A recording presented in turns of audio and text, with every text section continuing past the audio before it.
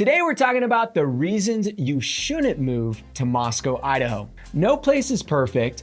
The worst outcome that relocators are trying to avoid is showing up in a new town and running into surprises that nobody told them about. That's why I made this video. How much better to find out about the not so fun stuff on the front end before you pack up your life and show up in town. So, can you handle the hardest, most controversial, and least convenient parts of life in Moscow or not? In this video, that's what you'll find out. I'm Chris Carpenter. I've lived here for over a decade. Professionally, I'm a real estate agent of 10 years experience, which means that I'm talking with Moscow residents and people moving to the area every day. So I know Moscow super well. Here's a question for you. Would living in a community where a church has a mission to turn the city into a Christian town bother you? Well, we have that in Moscow.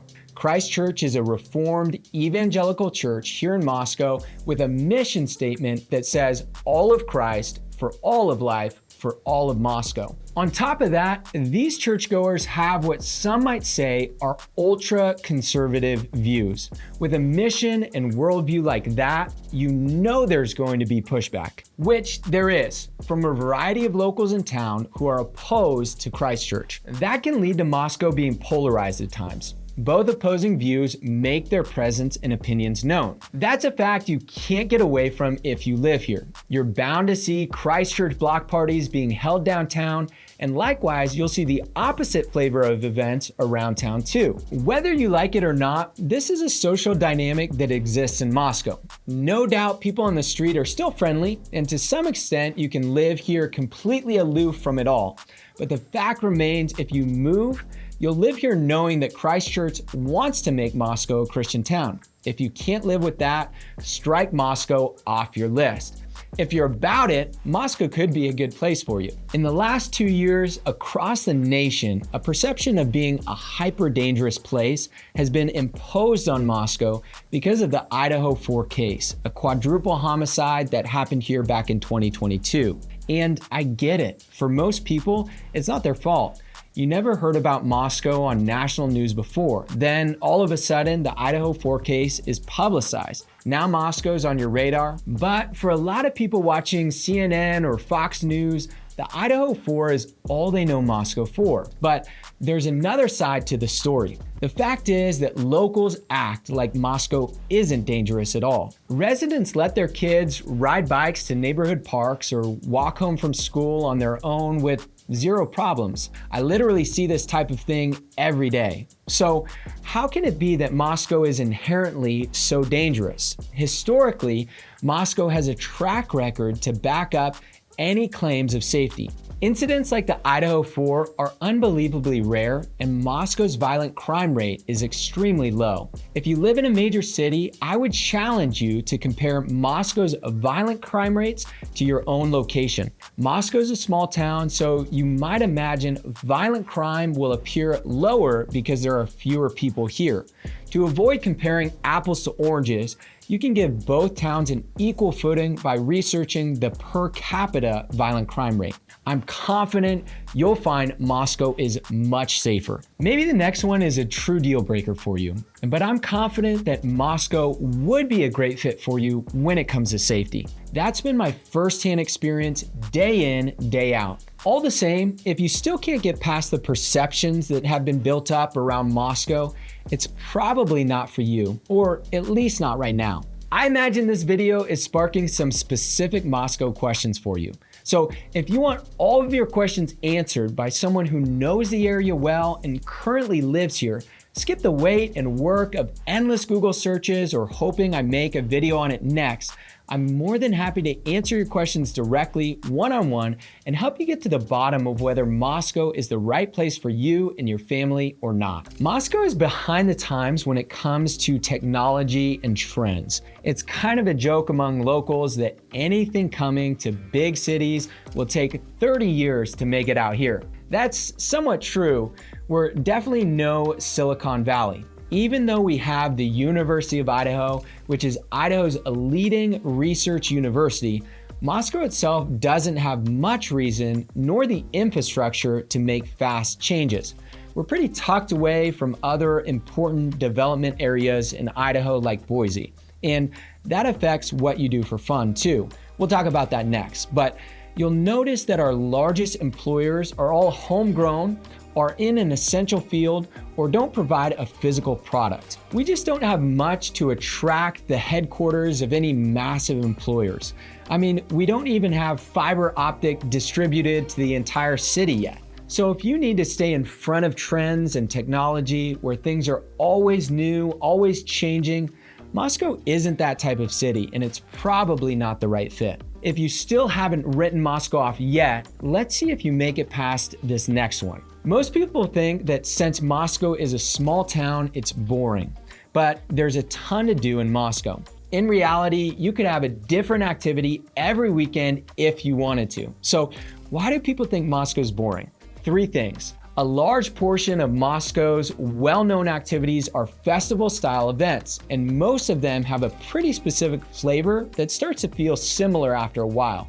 And honestly, festival life is not for everybody. Some people prefer the outdoors, and if a place doesn't have the right outdoor recreation, that can be a deal breaker. That's coming up here in a second. What most people don't know is that there is variety here. The problem is uncovering those hidden activities takes some work because they tend to originate from smaller groups and don't always gain much public attention. Finally, we don't have big entertainment options like music stadiums, mega stores, or super malls. If it's necessary to have big entertainment, all the shopping you can imagine, and locations that handle your amusement for you when you have no plan, you won't find that here.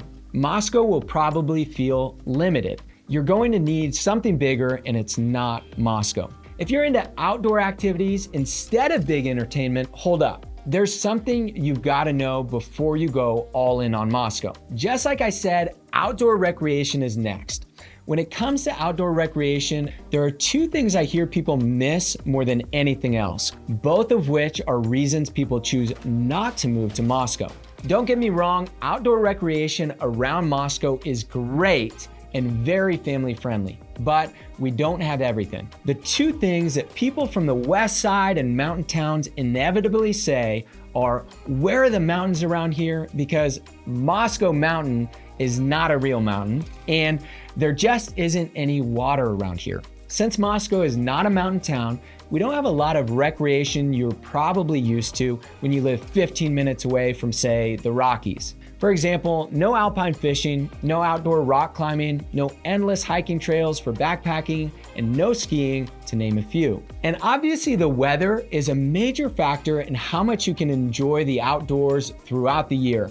But Moscow has a certain type of weather that has made people leave in the past, and we'll get there. The lack of mountains and water isn't unsolvable. There are some passable mountains outside of St. Mary's, which is an hour-and-a-half north. But to get a range of real mountains, you're driving 2.5 hours to the Wallowas in the Eagle Cap Wilderness outside of Joseph, Oregon. Water is closer than the mountains, but there are just as few options to pick from. And side note, I don't really count the small reservoirs like Spring Valley and Moose Creek because I wouldn't vouch for the water quality, and honestly, they're just small. The nearest major body of water is the Snake River, and it's a 45-minute drive away.